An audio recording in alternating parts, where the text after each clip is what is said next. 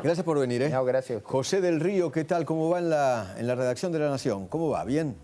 Edu, muy bien, analizando cada una de las medidas, no mucho por analizar, un tono del ministro de Economía muy explicativo, quienes lo conocemos más del palo de las finanzas, de su mundo anterior, donde solía desempeñarse, como bien planteabas vos hace un rato, con muy bajo perfil. Es un tono muy distinto, claramente pasado por el tamiz, por un lado de Milei, en términos de cómo explicar los problemas complejos de la economía, y por otro lado con medidas de altísimo impacto, ¿no? Cuando habla de el problema es el origen, ya no la deuda, la inflación o el dólar, sino el problema es la causa, es el déficit.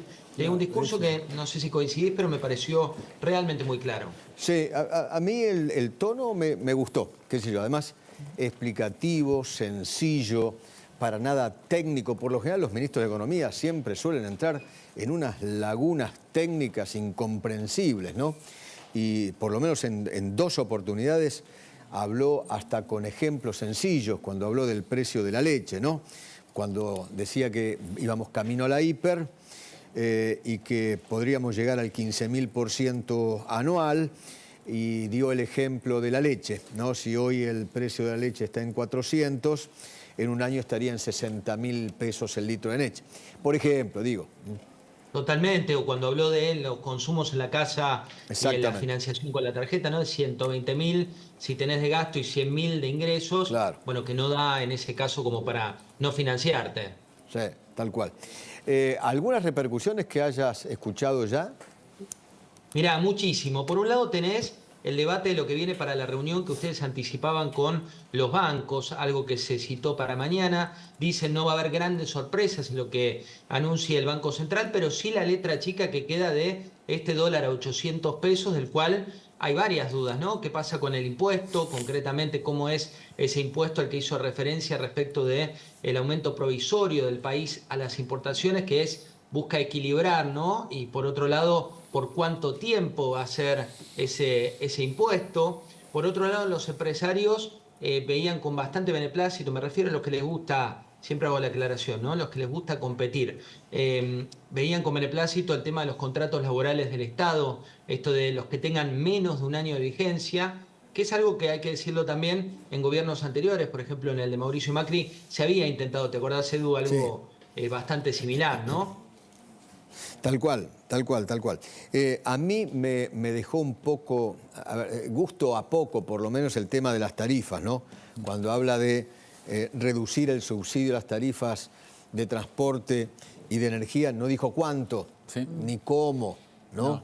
Que es fundamental, te digo. Bueno, es fundamental, porque es el bolsillo de la gente, en definitiva, ¿no? Sí, ahí la frase fue: el Estado sostiene artificialmente, dijo, precios que son bajísimos, ¿no? En tarifas energéticas y transporte, pero no dio previsión. Claro. Y ahí sí hay un tema muy sensible, si bien en términos de cómo construyó su propio relato económico, cuando fue a lo del AMBA versus resto del país, claro. Es interesante también esa construcción. Ese fue un relato al interior del país, que siempre el interior se quejó, y en especial los cordobeses se quejaban sobre la discriminación, ¿no? Que hay del AMBA con respecto al interior del país, ¿no? En especial totalmente. Con el transporte siempre y la decían, energía. ¿viste? Acto de profunda discriminación fue la frase textual, y ahí hay que ver, también hay que ver, porque recordemos que en campaña se había dicho que algunos de los supuestos anuncios de cuánto iba el precio eran mentira. Hay que ver a cuánto va ese precio. Tampoco dijo nada de los jubilados. No, nada. Absolutamente nada. Esa es la principal queja en este momento. Y tampoco especificó qué va a pasar con los impuestos al dólar, porque los importadores quieren saber qué porcentaje es. Claro, qué porcentaje va a haber impuesto país, lo van a sacar. Y a qué niveles las retenciones a las exportaciones de los productos no agropecuarios, que no se sabe bien. No se sabe bien si siguen las percepciones y las retenciones para el dólar tarjeta, que no está detallado. Cepo cero, no. Lo que pasa es que el cepo no lo van a tocar ahora. Cepo nunca, eso es para más adelante. Claro, pero el dólar tarjeta, el impuesto país, ¿qué va a pasar con eso? Claro. ¿A qué nivel queda? Sí. Faltó ese nivel de detalle, que por ahí lo da a conocer, por lo menos, calculo, en las próximas horas, ¿no? José, querido. Sí, hubo un mensaje implícito también para Axel Kicillof, que ayer celebró que era la casta, su lucha era contra el tema social y demás, pero cuando dice, en este caso el ministro de Economía, vamos a reducir al mínimo las transferencias discrecionales del Estado Nacional a las provincias, le habla concretamente y principalmente a la bendecida por Alberto Fernández, que fue la provincia de Kicillof, que recibió muchísimo más y con una discriminación muy superior a la del resto de las provincias. Lo que dijo el ministro es que se terminaron los favores a los gobernadores y a los intendentes. Por lo menos eso es lo que yo entendí, ¿no? Con estas transferencias. Se terminaron, ¿no? Esos favores políticos. Para algunos sí, para otros no. A la provincia de Buenos Aires le damos todo porque es de nuestro partido, ¿no? Totalmente. Y el tema también, Edu, de que los ministerios se reducen de 18 a 19 Claro. y las secretarías de 106 a 54.